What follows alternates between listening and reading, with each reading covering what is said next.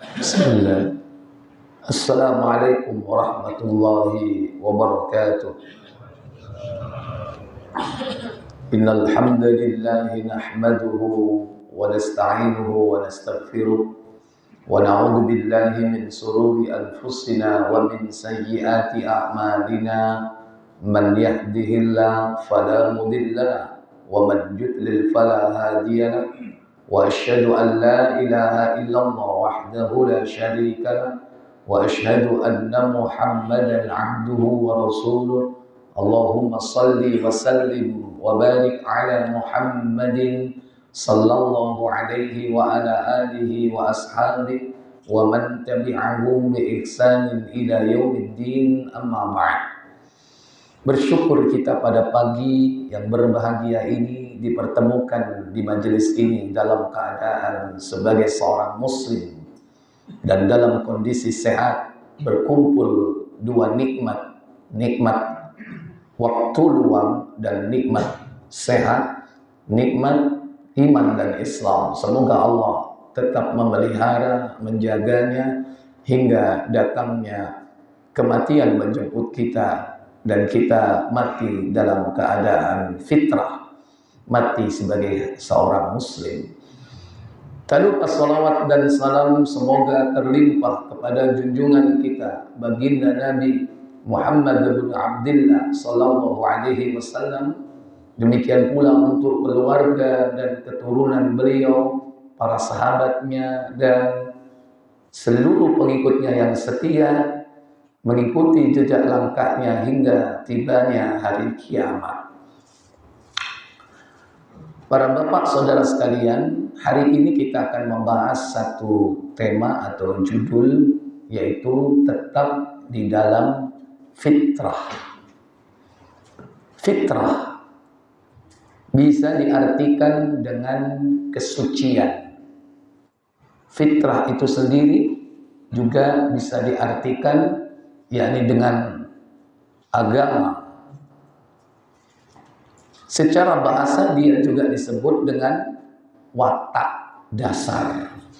Artinya Allah telah menetapkan bagi setiap manusia ini potensi dasar yang dimiliki, yakni berupa fitrah. Ada yang mengartikan fitrah itu kecenderungan untuk mentauhidkan Allah tabaraka wa ta'ala. Dalam beberapa hadis diriwayatkan tentang bahwa bayi yang lahir itu dalam keadaan fitrah, yaitu dalam keadaan suci. Di antaranya disebutkan di dalam hadis Tirmidzi di nomor 2138. Dan hadis ini juga terdapat di dalam Sahih Bukhari dan juga Sahih Muslim.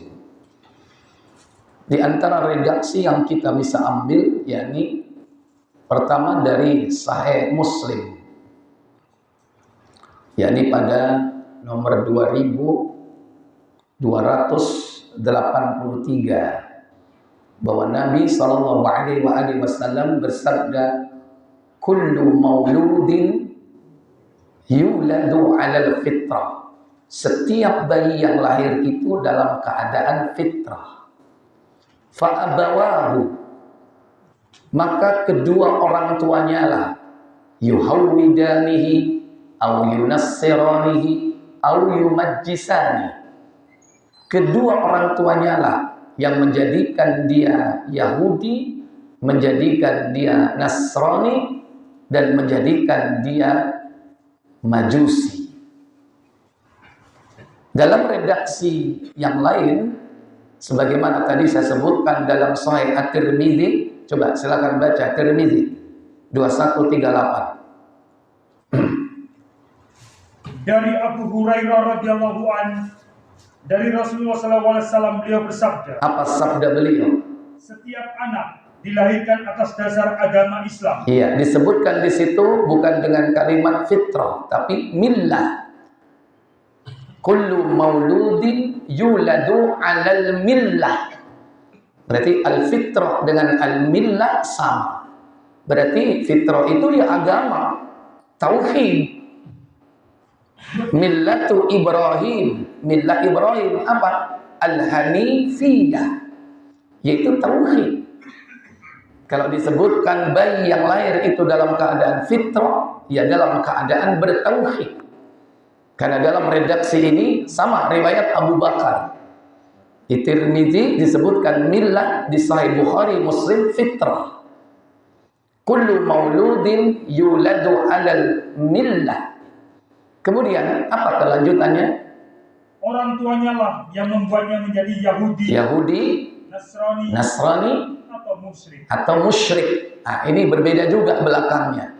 Kalau di Bukhari dan Muslim, fa'abawahu, maka kedua orang tuanya lah yuhawwidani, menjadikan dia Yahudi, au yunassirani, menjadikan dia Nasrani,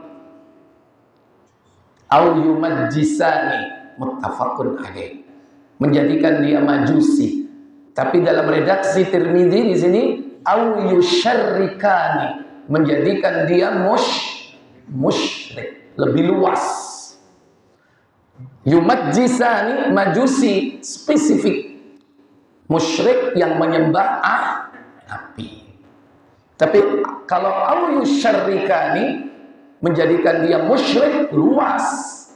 Musyrik banyak, bukan hanya Majusi, bukan hanya penyembah api, tapi ada penyembah matahari, penyembah bintang, penyembah dewa.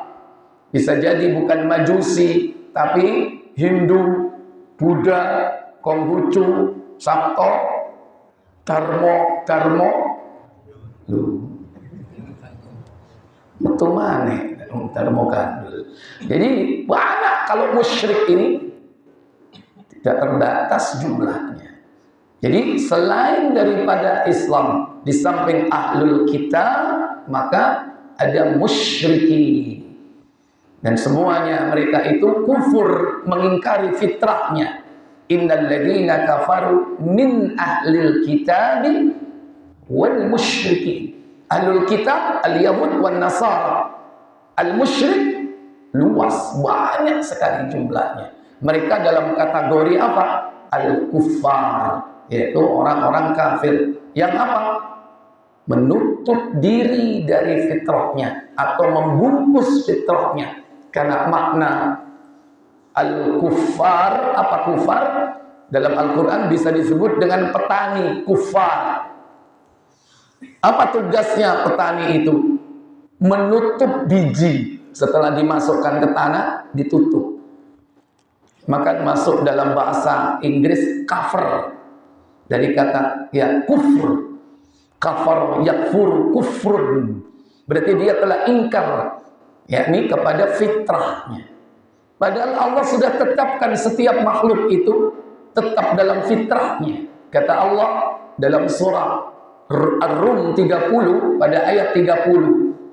Surah Ar-Rum 30 ayat 30. Allah Jalla wa'ala berfirman, wa aqim wajhaka lid-dini hanifa fitratallahi allati fataran nasa 'alaiha la tabdila li kalimatillah. Apa kata Allah Jalla wa'ala? Maka hadapkanlah wajahmu dengan lurus kepada agama Allah, tetaplah atas fitrah Allah yang telah menciptakan manusia menurut fitrah itu. Iya. Wa aqim wajhaka lid-dini hanifa, dan hadapkanlah wajahmu kepada agama Allah yang lurus. Agama Allah, dinullah, yang bagaimana? Yang hanif. Maka millah Ibrahim itu adalah hanifiyah, yakni agama tauhid. Maka hadapkan wajahmu ke arahnya. Fitratallahi allati fataran nasa 'alaiha. Apa kata Allah? Tidak ada perubahan pada fitrah Allah yang telah menciptakan manusia atas fitrah Allah itu. Ya. Fitratullah, tidak ada perubahan terhadap fitrah Allah itu. Tapi awalnya disebutkan di situ apa?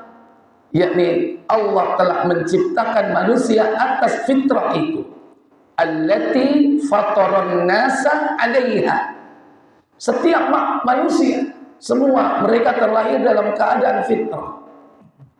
La tabdila li khalqillah, maka tidak ada perubahan pada fitrah itu. Semua sebelum lahir mereka sudah disumpah oleh Allah ketika masih berada di dalam tulang sulbi bapak ibunya.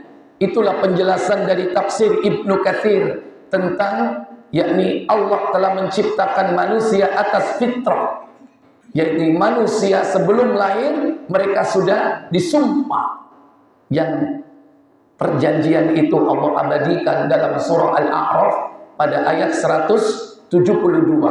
Allah Jalla wa Ala berfirman, wa id akhadha rabbuka min bani adama min dhuhurihim dzurriyyatahum wa ashhadahum ala anfusihim alastu bi rabbikum qalu bala syahidna. Apa kata Allah? Dan ingatlah ketika Rabbmu mengeluarkan keturunan anak-anak Adam dari sulbi mereka, dan Allah mengambil kesaksian terhadap jiwa mereka seraya berfirman, bukankah aku ini Rabbmu? Alastu bi rabbikum, bukankah aku ini Rabbmu? Apa jawab mereka? Mereka menjawab, betul, engkau Rabb kami. Bala syahidna, benar engkau Rabb kami bersaksi. Jadi semua manusia sebelum lahir ke bumi ini mereka berikrar, berjanji untuk mentauhidkan Allah Tabaraka wa Ta'ala. Beruntunglah kita yang sampai hari ini tetap dalam fitrah, tetap dalam perjanjian kita dengan Allah. Maka Allah ingatkan kita melalui ayat ini. Maka jangan sampai nanti manusia di akhirat lupa atas perjanjian ini. Kenapa dilakukan itu?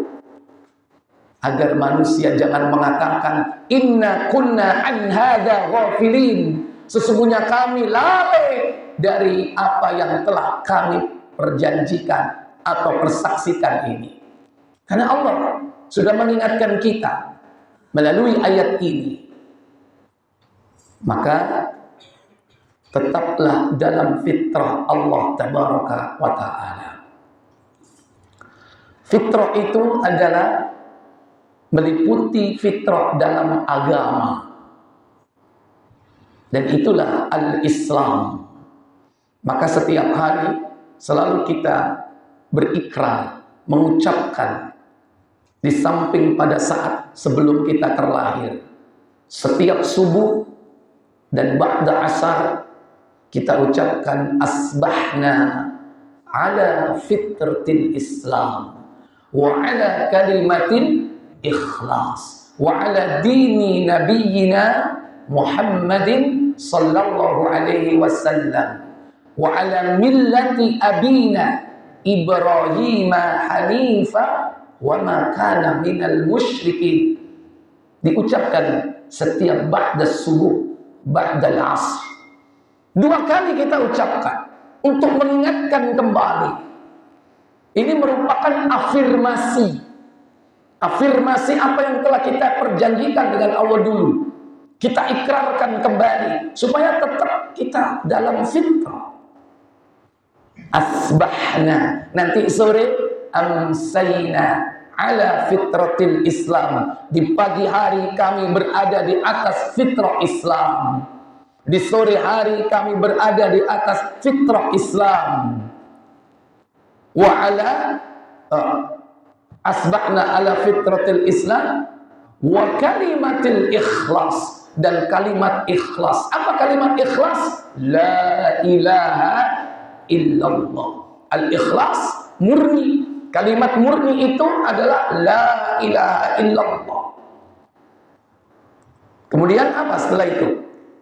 Wa ala dini nabiyyina Muhammadin sallallahu alaihi wasallam, dan kami berada di atas agama Nabi Muhammad sallallahu alaihi wasallam. Tidak lain kecuali Islam. Al-yawma akmaltu lakum dinakum wa atmamtu alaikum nikmati wa raditu lakumul Islam dina.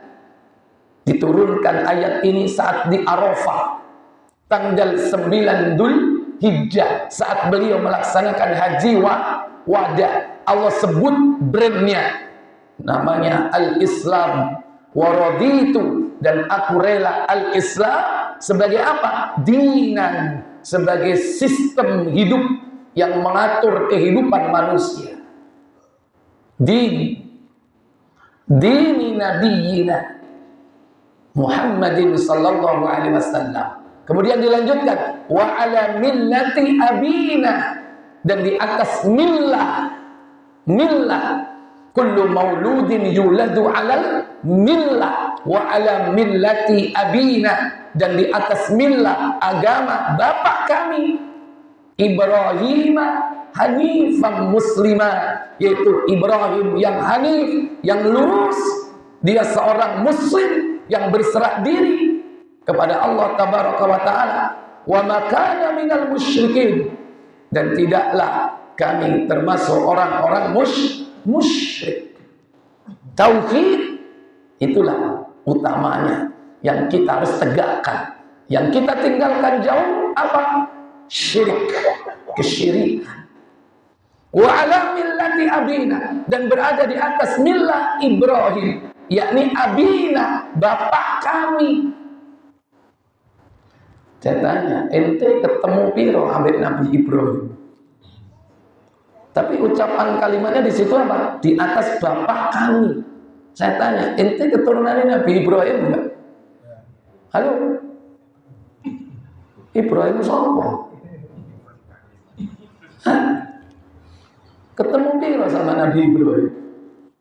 Oh, anak ini Hadromi, dari Hadramut. Itu justru Arab yang asli. Kalau Ibrahim kan nanti ada Ismail dari Hajar. Hajar itu Kipti. Kipti itu Afrika, kulit hitam. Ibrahim orang Irak, bukan Arab. Ismail juga bukan orang Arab, blasteran. Nabi Ismail baru menikah dengan wanita suku Jurhum. Suku Jurhum inilah bangsa Arab asli yang tinggal nomad, pindah-pindah, asalnya dari negeri Yaman. Nah ini, kemudian dari suku Jurhum ini Ismail menikah, punya anak, keturunannya Bani Ismail. Inilah yang disebut musta'aribah. Apa musta'aribah? Yang diarabkan, yang dianggap Arab. Justru yang asli itu yang dari Hadramut, yang dari Yaman, itu Arab asli. Umatnya Nabi Saleh, umatnya Nabi Hud, itu yang asli. Kalau yang keturunan Bani Ismail itu musta'aribah. Kalau yang asli aribah. Kalau ini musta'aribah. Di situ ada Rasulullah. Ya. Jadi bangsa Arab, ada Quraisy, ada Bani Hashim, ada Rasulullah Muhammad sallallahu alaihi wasallam. Kembali lagi, ente ketemu piro abek Nabi Ibrahim? Enggak ketemu kan? Enggak punya nasab sama Nabi Ibrahim. Tapi bukan sekedar nasab, keturunan bertemu dengan nasabnya Ibrahim. Yang lebih penting itu nasab akidahnya. Enak mana? Nasab keturunan atau nasab akidah? Halo? Nasab akidahnya. Jadi ketika antum mengatakan wa ala millati abina Ibrahim, dan di atas agama bapakku. Bapak apa? Bapak akidah. Bukan bapak keturunan, bukan. Sampai enggak ketemu Nabi Ibrahim. Coba lihat di dalam surah Al-Hajj 22 ayat 78, wajahidu fillahi haqqa jihadi huwa jtabakum wa ma ja'ala alaikum fid dini min haraj millata abikum Ibrahim huwa sammakumul muslimin min qabl wa fi hadha. Apa kata Allah? Dan berjihadlah kamu pada jalan Allah dengan jihad yang sebenar-benarnya. Dia telah memilih kamu, dan dia sekali-kali tidak menjadikan untuk kamu dalam agama suatu kesempitan. tidak menjadikan untuk kamu dalam agama suatu kesempitan. Ikutilah agama orang tuamu Ibrahim. Iya, ikutilah agama orang tuamu Ibrahim. Orang tua nasab atau akidah? Akidah. Lebih utama mana? Ketemu nasab dengan ketemu akidahnya? Akidah. Ada nggak yang ketemu dengan nasabnya tapi kafir? Ada nggak? Buat apa itu? Abu Jahal ketemu nasabnya nggak dengan Ibrahim? Abu Lahab ketemu nasabnya nggak dengan Nabi Ibrahim? Ketemu tapi kafir. Abu Jahal, Abu Lahab, mending Abu Jundi. Gak ketemu nasabnya tapi ketemu akidahnya. Akidah tauhid. Semoga kita semua juga bertemu akidahnya bersama Ibrahim dan tetap sampai mati membawa millah Ibrahim. Itu yang penting daripada Abu Jahal, Abu Lahab ketemu dengan Nabi Ibrahim tapi nggak mau taslim. Asbahna ala fitratil Islam. Di pagi ini kita berada pada fitrah agama Islam namanya. Wa ala kalimatil ikhlas. Ini yang dibawa oleh para nabi, la ilaha illallah. Wa ala dini nabiyina Muhammadin sallallahu alaihi wasallam wa ala millati abina Ibrahim hanifan muslima wa ma kana minal musyrikin. Itulah fitrah. Fitrah dalam agama juga ada, yaitu fitrah di dalam yakni keyakinan, tapi juga ada yaitu fitrah kesucian itu ada pada badan. Fitrah secara batiniah mengikuti millah Ibrahim. Bagaimana jasad kita, fisik kita juga harus mengikuti dong. Juga harus tetap dalam fitrah. Kalau jiwa kita harus mengikuti fitrah, maka jasad kita ini juga harus dalam fitrah. Fitrah dalam badan, fitrah dalam jasad. Makanya Nabi SAW mengatakan asyratun minal fitrah. Ada 10 macam fitrah. Apa saja 10 itu? Baik, buka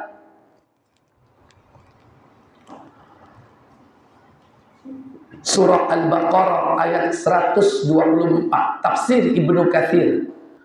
Wa idzibtala Ibrahim rabbuhu wa idzibtala Ibrahim rabbahu wa idzibtala Ibrahim rabbuhu bikalimatin fa atammahun qala inni ja'iluka lin-nasi imama qala wa min dzurriyyati qala la yanalu ahdiz zalimin. Apa kata Allah? Dan ingatlah ketika Ibrahim diuji Rabb-nya dengan beberapa kalimat, yaitu perintah dan larangan, lalu Ibrahim menunaikannya. Allah berfirman, sesungguhnya aku akan menjadikanmu imam bagi seluruh manusia. Ibrahim berkata, dan saya mohon juga dari keturunanku. Allah berfirman, janjiku ini tidak mengenai orang yang zalim. Wa idzibtala Ibrahim rabbuhu, dan ingatlah ketika Rabb-nya Allah telah menguji Ibrahim dengan apa? Bikalimatin, dengan kalimat-kalimat. Apa makna kalimat dalam ayat itu?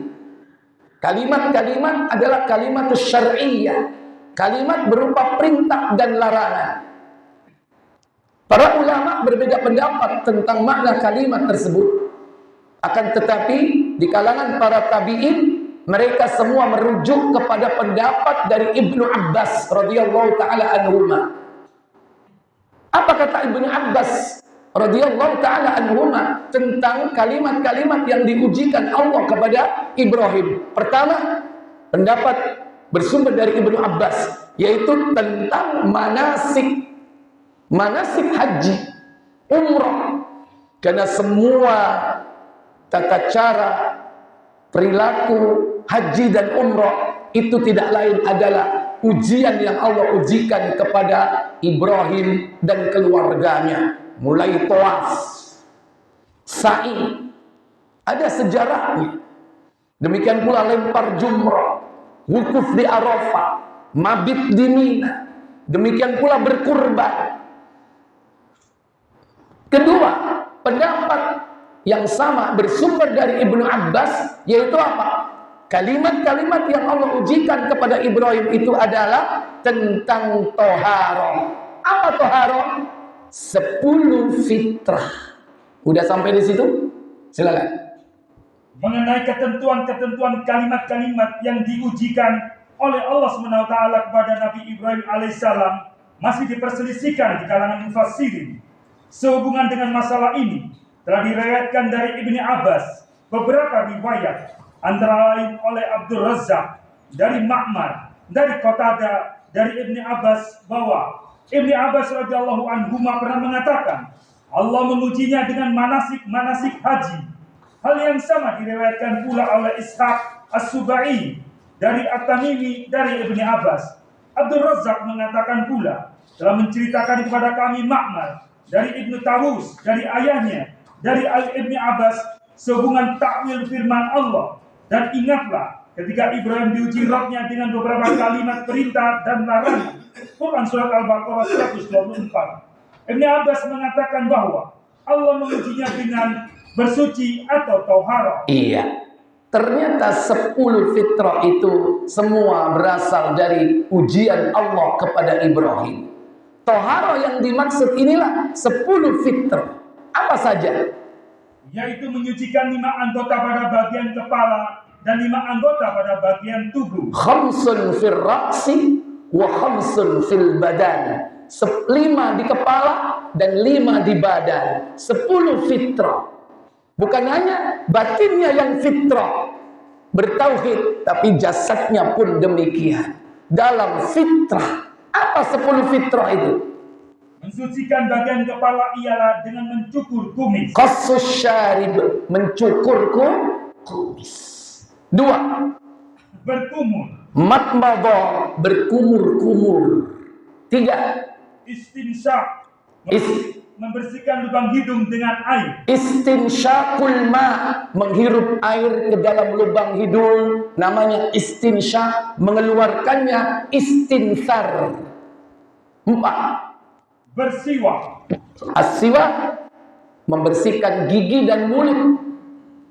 Kemudian yang kelima, dan memanjangkan jenggot. wa ahwul lihya, memanjangkan jenggot. 5 di kepala. Itulah fitrah. Maka tetaplah dalam fitrah Allah. Bukan hanya batinmu yang fitrah, jasadmu juga fitrah. 5 di badan. Lanjut. Sedangkan mencucikan bagian tubuh ialah memotong kuku. Qatul adfar, memotong kuku. Makanya wong iku aja ngingu kuku. Ustaz siji mosok taule gawe resik-resik. Lah, enggak ada alasan. Semua harus bersih. Kuku harus semuanya dipotong. Jangan lebih dari 40 hari. Jangankan 40, 2 minggu ae wis kaya macan. Lanjut. Yang kedua, mencukur rambut kemaluan. Al-istihdad, mencukur bulu kemaluan. Cukur terus sampai gondrong. 3. Berkhitan. Al-khitan, tahu khitan? Dari wong ngampel sunat. Nek iki digedhek-gedhekno, dibesar-besarkan. Dibesar-besarkan enggak? Wong kongkon teko nggawa apa? Nggawa fulus diamplopi. Ana sing nanggap wayang, nanggap apa meneh? Orkes. Kenapa? Gambus, summer. Kenapa kalau yang satu ini dibesar-besarkan? Padahal 10 fitrah ini semua sama. Nggak ada bedanya satu dengan yang lain. Semua wajib. Kemudian mencabut bulu ketiak. Wa naqful ibti, mencabut bulu ketiak. Bulu ketiak itu harus dicabut, Pak, bukan dicukur. Kalau dicukur tambah gondrong, tambah lebat. Dicabut. Berarti orang Islam itu ketiaknya bersih nggak? Coba sedino siji, setahun entek nggak? Halo? Enggak. Oh, berarti subur banget berarti. Ya, tapi tetap syariatnya dicabut. Yang keempat, serta membasuh bekas buang air besar dan buang air kecil dengan air. Berarti yang kelima ya. Yang kelima, istinja. Orang bilang apa? Cebok. Inilah fitrah. Pertama kali diujikan oleh Allah kepada siapa? Nabi Ibrahim dan keluarganya. Dan Allah berjanji, inni ja'iluka linnasi imama. Aku akan menjadikan kau Ibrahim imam, pemimpin untuk seluruh umat manusia. Terbukti atau tidak? 10 ini diikuti oleh seluruh umat manusia nggak? Bahkan orang kafir pun melakukan. Orang kafir cebok nggak? Cebok. Orang kafir gosok gigi nggak? Gosok gigi. Orang kafir berkumur-kumur atau tidak? Berkumur-kumur. Tapi mereka hanya dapat satu. Apa? Kebersihan. Kalau kita dapat dua. Apa? Kebersihan dan pahala. Orang kafir dapat pahala atau tidak? Gak dapat mereka. Mereka hanya dapat kebersihan. Mereka gak punya konsep. Konsep ini adalah konsep Islam. Mereka mengikuti Ibrahim hanya dari segi fisiknya saja, tapi tidak memiliki ruh di dalamnya untuk beriman kepada Allah dan beriman kepada Nabi Ibrahim serta yang meneruskannya, yaitu Nabi kita Muhammad sallallahu alaihi wasallam. Inilah fitrah, kesucian dalam agama dan juga kesucian di dalam tubuh atau jasad kita. Demikian pula kesucian pernah disebut pada satu wujud makan minuman. Minuman apa itu? Ketika Nabi SAW Isra dan Mi'raj, beliau saat berada di Masjidil Aqsa, sebelum naik ke atas langit disediai 2 pilihan bejana. Satu bejana itu berisi khamar, satunya berisi apa? Susu. Nabi milih yang mana? Nabi memilih susu. Kemudian malaikat Jibril mengatakan, Alhamdulillah hadaka lil fitrah. Segala puji bagi Allah, Allah yang telah menunjuki engkau atas fitrah. Apa fitrah? Ketika beliau minum susu itu, itulah fitrah. Berarti susu itu apa? Fitrah. Semua pasti suka susu. Hadaka lil fitrah, kata malaikat Jibril, engkau diberikan petunjuk tentang fitrah. Seandainya umatmu memilih khamar, huwat ummatuk, kata Jibril, umatmu pasti akan sesat. Seandainya Nabi memilih apa tadi? Khamar. Tak kira ngaji, Pak. Paling wis delosor nang pos kamling kabeh, mendem mabengi. Itu kalau beliau seandainya memilih apa? Memilihnya. Demikian pula ada ucapan fitrah, yakni ucapan yang dikatakan oleh Nabi SAW ketika beliau menyerang satu negeri. Kalau beliau menyerang untuk dibebaskan negeri itu dari kekafiran dan kemusyrikan, beliau selalu menyerang itu di waktu subuh. Begitu azan berkumandang, beliau menahan diri, tidak menyerang. Ketika itu beliau mendengarkan azan subuh. Saat beliau mendengarkan kalimat azan itu, apa yang diucapkan oleh beliau? Yakni Nabi SAW, buka Tirmidzi 1618. Inilah ucapan fitrah.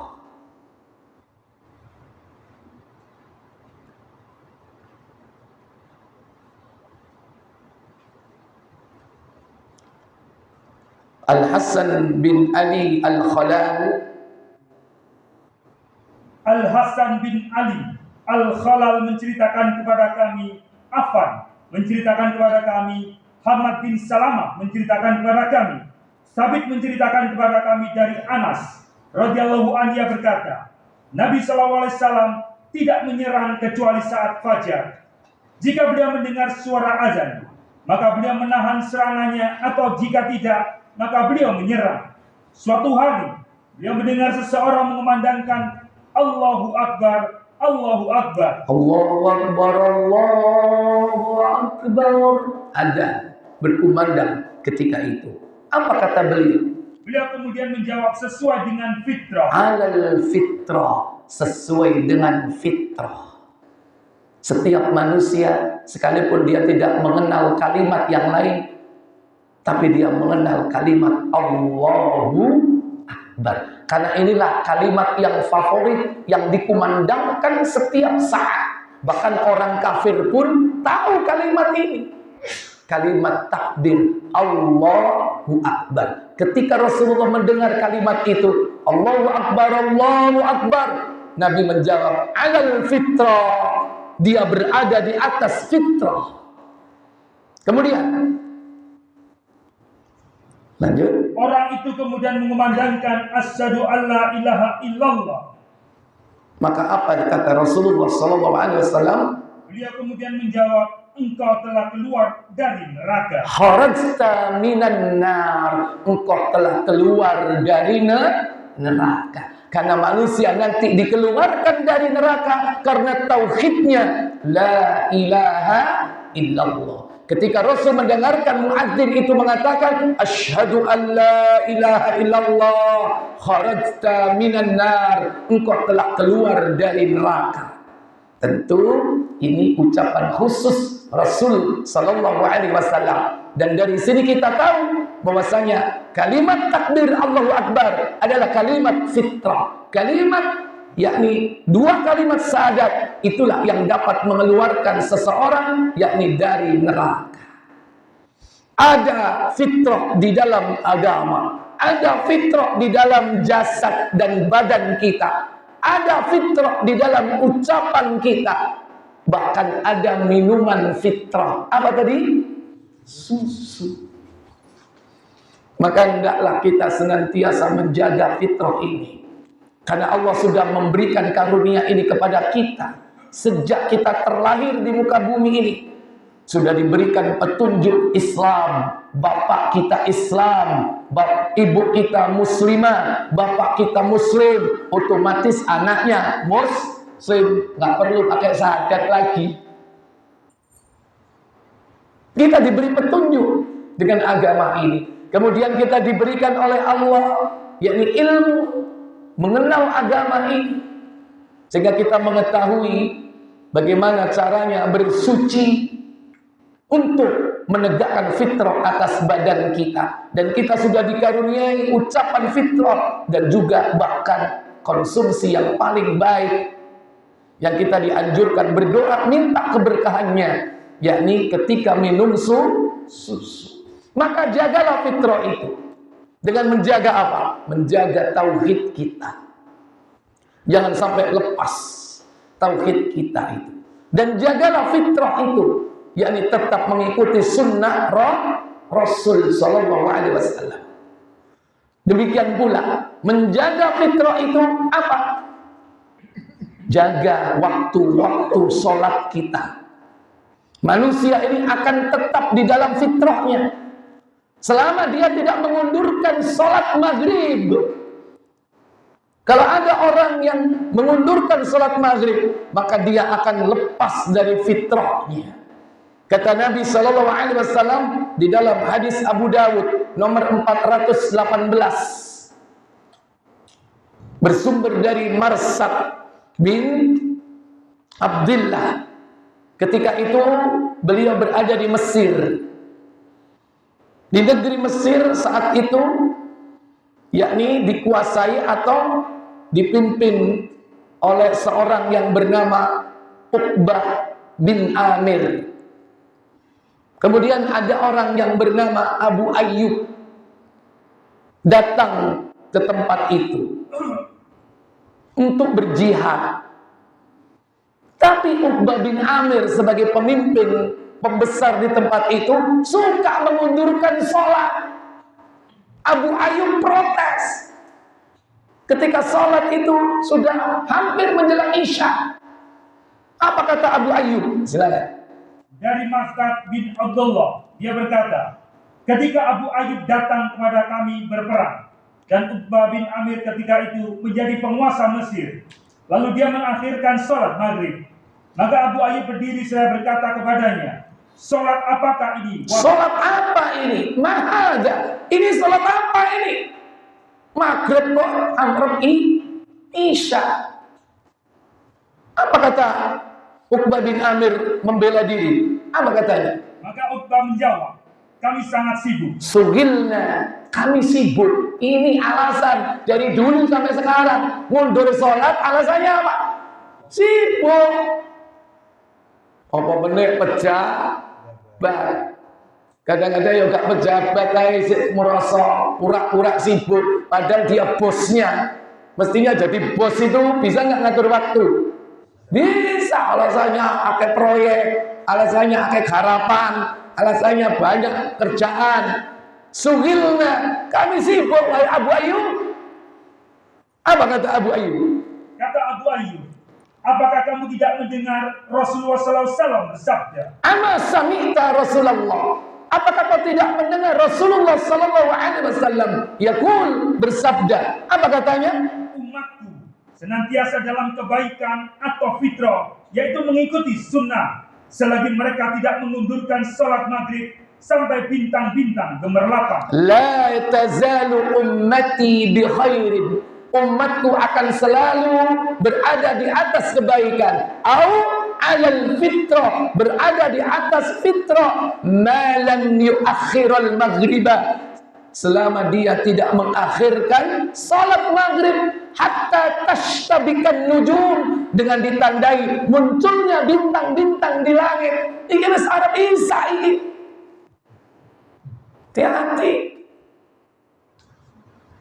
Sholat maghrib diundur, ngelayani langganan, ngelayani customer, sirek, nambok ini,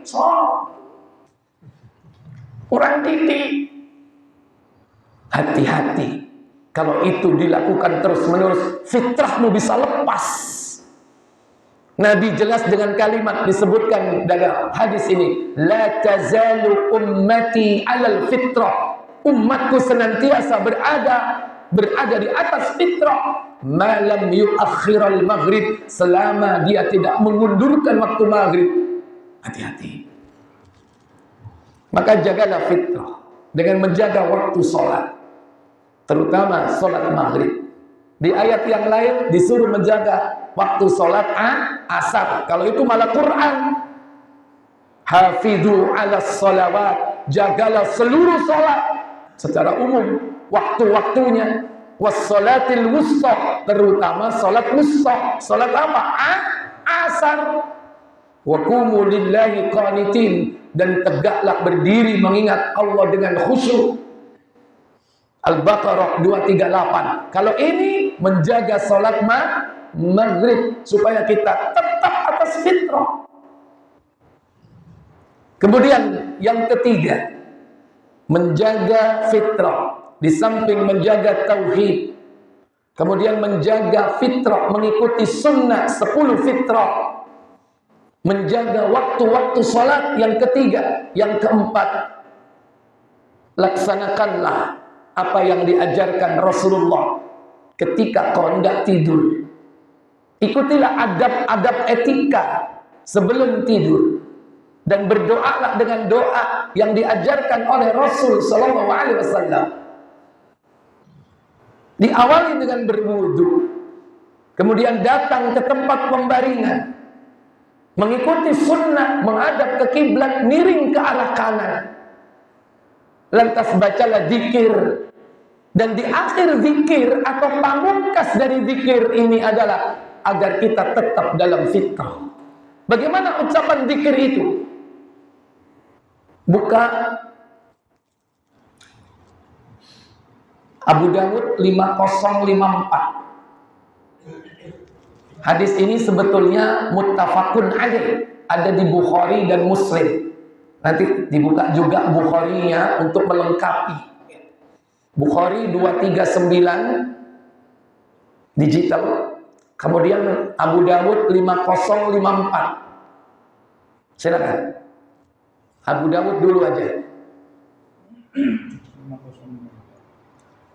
Dari Abu Al-Asar Al-Anmari bahwa Rasulullah SAW apabila hendak tidur pada malam hari, dia mengucapkan. Salah. Riwayatnya dari Al-Bara' bin Azib.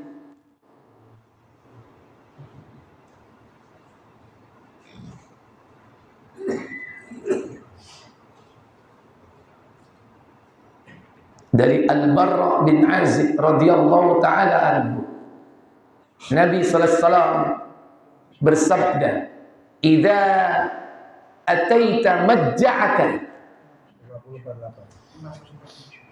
50 berapa? 47. Kok sece? 47 48.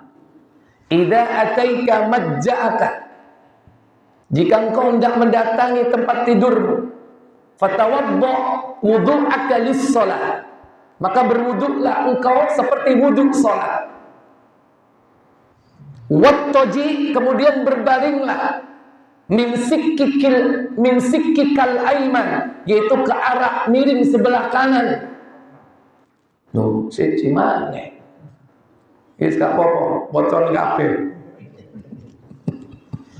Ayo, silakan baca dari Al-Bara' yang penting. Ayo.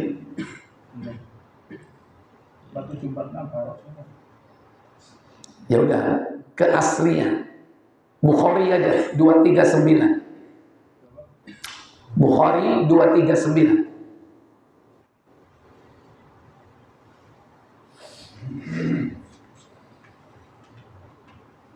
Jadi tadi apa? Wudhu dulu, masuk ke pembaringan, di atas tempat tidur, miring ke kanan, menghadap kepalanya ke arah kiblat. Makanya tempat tidurnya disetting gimana caranya menghadap ke arah kiblat, supaya kita apa? Mati dalam keadaan fitrah.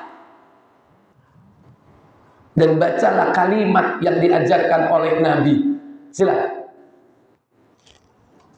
Telah menceritakan kepada kami Muhammad bin Muqattil berkata, telah mengabarkan kepada kami Abdullah berkata, telah mengabarkan kepada kami Sufyan dari Mansur, dari Sa'ad bin Ubaidah, dari Al-Bara' bin Azib berkata, Nabi SAW bersabda, apa sabda beliau?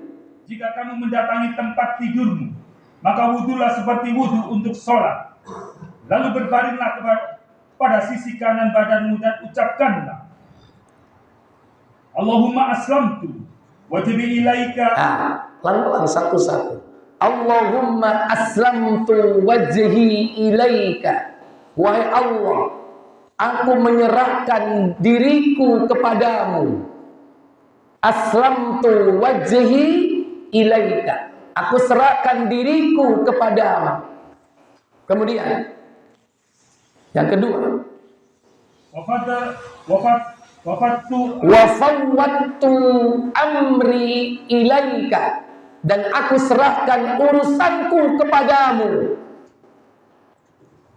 Dan aku serahkan urusanku kepadamu. Sebelum tidur, saya akeh urusan enggak? Halo? Ente sak durunge regut, urusannya saya akeh enggak?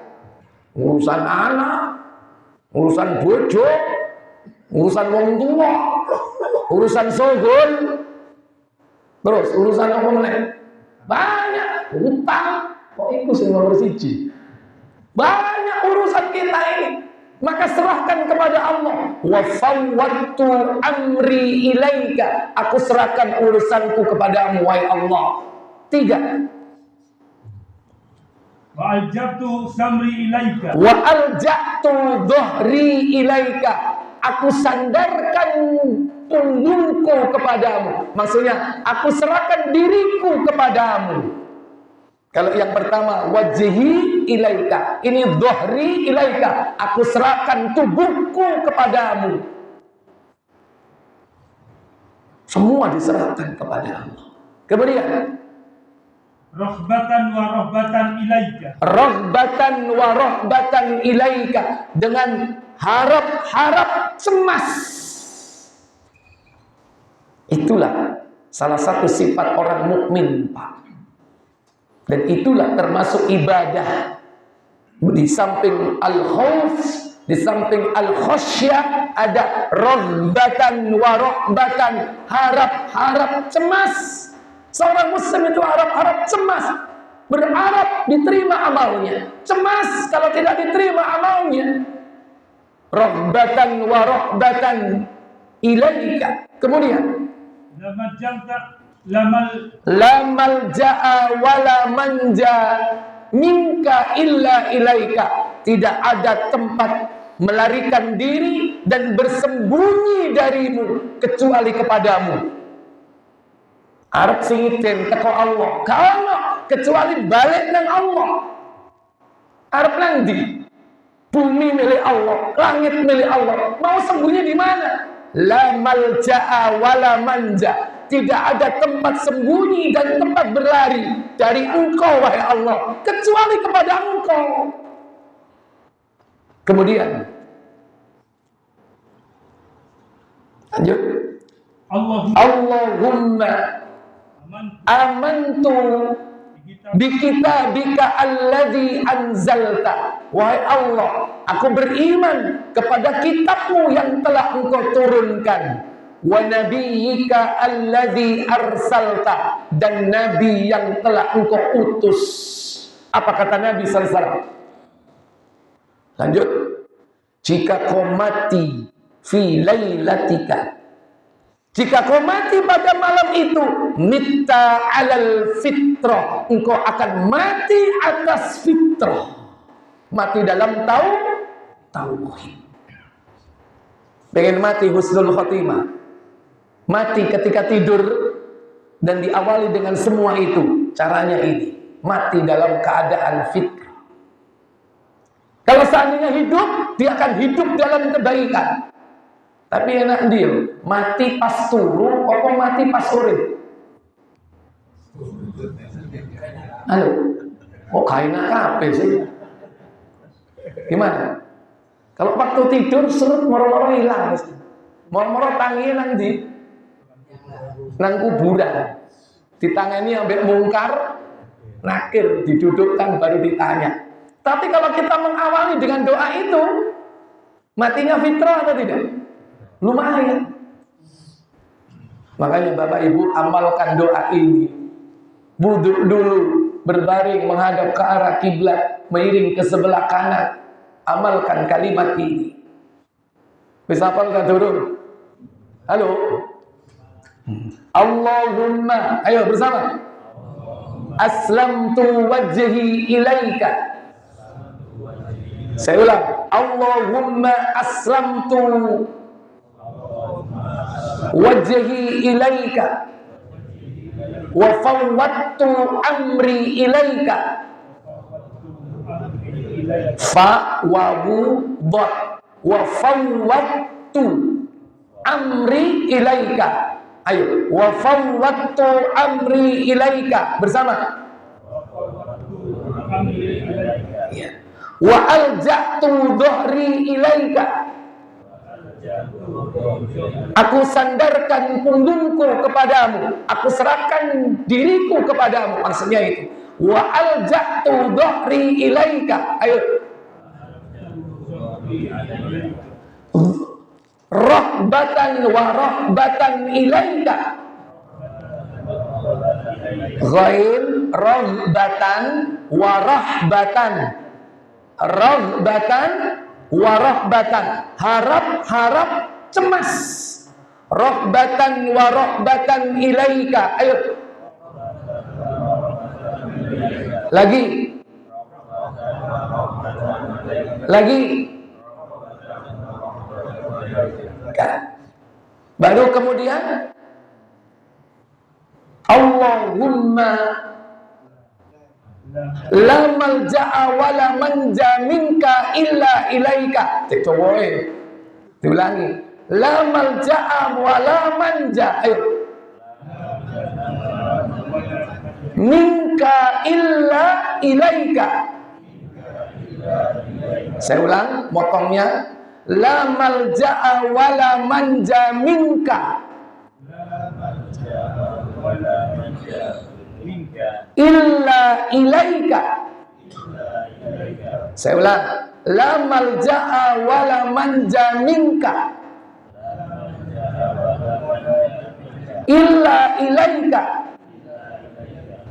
Allahumma amantu bi kitabika alladzi anzalta. Wahai Allah, aku beriman kepada kitabmu yang telah kau turunkan. Allahumma amantu bi kitabika. Ayo. Alladzi anzalta wa nabiyyika alladzi arsalta. Dibaca yang paling akhir. Lanjutannya apa di situ? Lanjutkan hadisnya. Lanjut Pak. Lanjut. Masih ada keterangannya dari Nabi. Dan bacalah itu sebagai akhir dari seluruh doamu. Jadi kan sebelum tidur ayat kursi, al-mu'awwidzat, baca bismikallah dan seterusnya. Banyak lagi pilihan-pilihan doa tidur yang lain. Baca tasbih 33, tahmid 33, takbir 34 kalau mau tidur.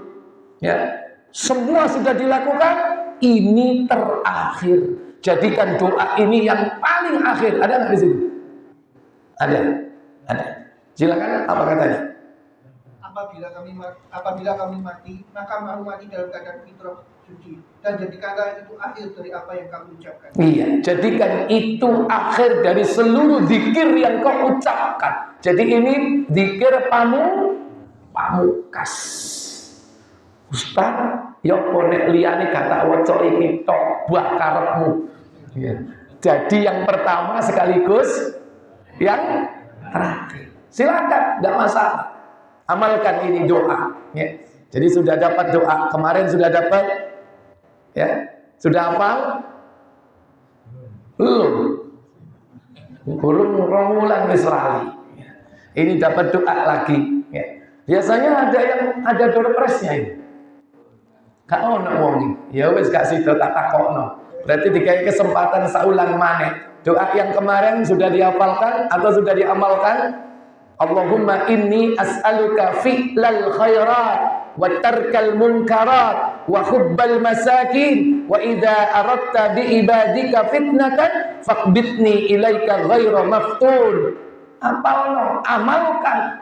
Dan itu Allah yang mengajarkan kepada Nabi Muhammad, dibaca setiap selesai sholat. Kalau ini dibaca sebelum kita tidur. Bendino sholat, bendino turu. Kecuali ente gak turu, gak moco, gak popo.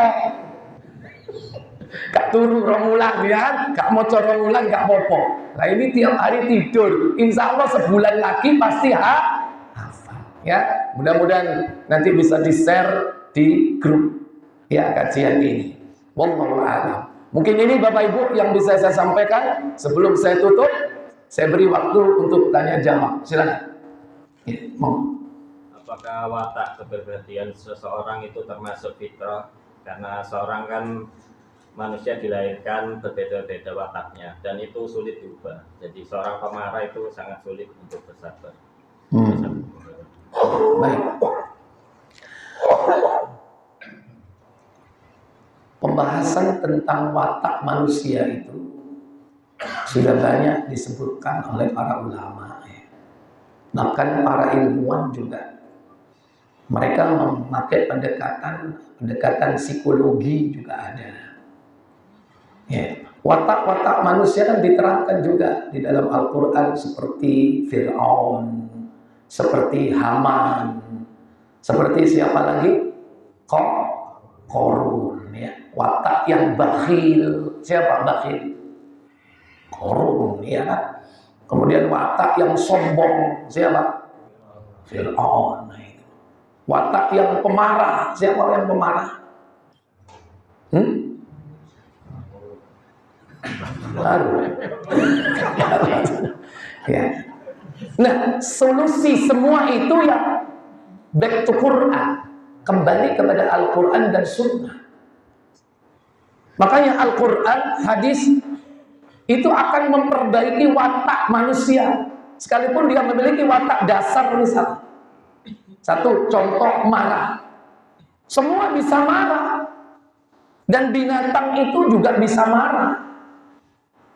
Dan marahnya itu karena sebab apa? Dalam rangka untuk menyalurkan insting mempertahankan diri. Binatang mau garai, ngamuk nggak? Ngamuk. Itu watak makhluk seperti itu. Dia kalau diganggu dia akan marah gitu. Antum juga begitu. Cuman marah kita ini harus pada tempatnya. Kapan harus marah dan kapan tidak boleh marah. Ini. Contoh marah karena Allah. Antum berjihad perang menghadapi musuh, itu harus marah karena Allah. Ketika berperang membunuh orang, kita nggak boleh punya interest pribadi kepada orang itu. Nggak boleh. Harus bersih hatinya kepada orang itu. Kita semata-mata karena marah karena Allah. Marah karena dia apa? Menentang Allah, menentang Rasulnya. Kita marah karena itu, bukan karena iki sing gak nyaurutanku. Itu berarti interest pribadi. Makanya dalam perang ketika suatu saat ada orang kafir mau dibunuh sama sahabat, diludahi, cok. Mau dipenggal nggak jadi. Loh kenapa nggak penggal? Enggak. Saya takut ketika saya bunuh karena saya marah karena saya diludahi. Coba. Berarti nggak boleh ada kepentingan, interest pribadi nggak boleh. Perang itu marah karena Allah. Dua, contoh marah karena Allah. Istri bapak keluar, pakai jilbab, marah nggak? Halo, marah tuh itu? Marah. Kalau urusan akidah, syariat, harus marah, harus. Tapi kalau urusan dunia, jangan marah. Ini cara Al-Quran memperbaiki supaya orang menempatkan marahnya pada tempat yang benar. Urusan dunia, apa kata Allah? Buka At-Taghabun, surah 64, ayat 14. Ya ayyuhalladzina amanu, inna min azwajikum wa auladikum aduwwan lakum fahdaruhum wa in ta'fu wa tasfahu wa taghfiru innallaha ghafurur rahim. Apa kata Allah? Hai orang-orang mukmin, sesungguhnya di antara istri-istrimu dan anak-anakmu ada yang menjadi musuh bagimu. Mungkin nggak istri kita jadi musuh? Sangat mungkin. Ojo meneh awak dewe. Kanjeng Nabi Nabi ada nggak yang istrinya jadi musuh? Siapa? Nabi Nuh. Nabi siapa lagi? Nabi Lut. Apalagi kita. Rijali ngalor, hari ini ngidul. Sing lanang rajin maca Quran, sing wedok rajin maca Quran. Situe Quran, situe Quran. Musuh. Bagaimana tips dari Allah? Silakan.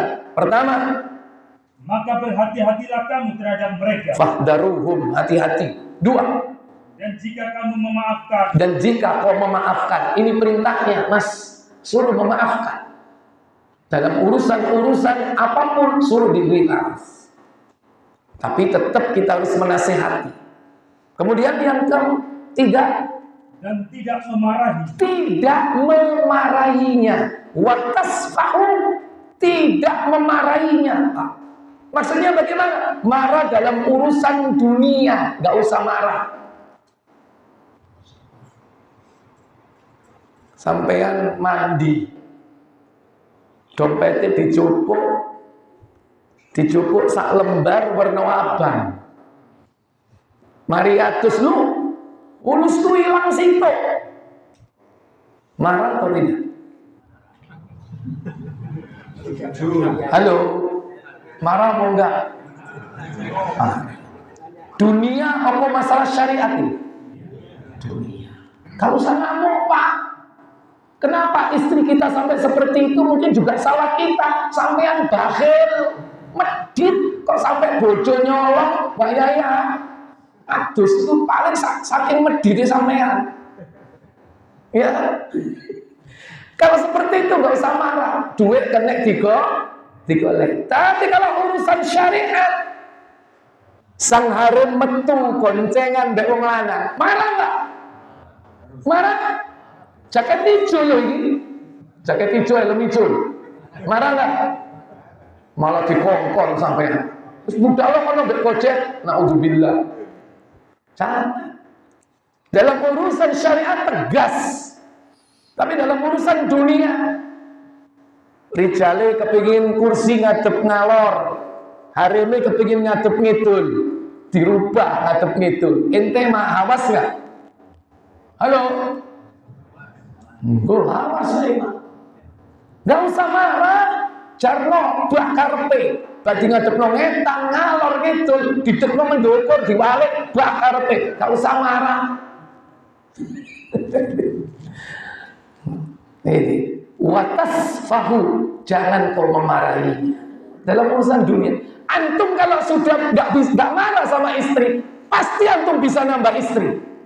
Kuncinya. Lo kalau rumah mau, tak kalau Pak Eko. Kalau ngamuk, bicara ngamuk bawa. Ya, watakfiru, dan ampuni dia karena Allah Maha Pengampun lagi Maha Penyayang. Belum lagi nanti apa? Orang kalau menahan marah di dunia ini mampu dia marah tapi tidak dilampiaskan, nanti di akhirat apa? Disuruh memilih bidadari yang dia suka. Iki sing garai harem ngamuk. Kok memilih bidadari yang dia suka, aku ditinggali. Makane masuk nasihat. Jadi itu karakter Quran itu mengajarkan kita memaafkan dan tidak memarahi. Walaupun tabiat dasar manusia marah, tapi dengan Al-Quran dan Sunnah yang kita pelajari, terus kita minta petunjuk dari Allah dan mengikuti Sunnah Rasulnya, kita akan bisa terapkan itu. Akhirnya marahnya ditempatkan pada tempatnya. Selama ini enggak.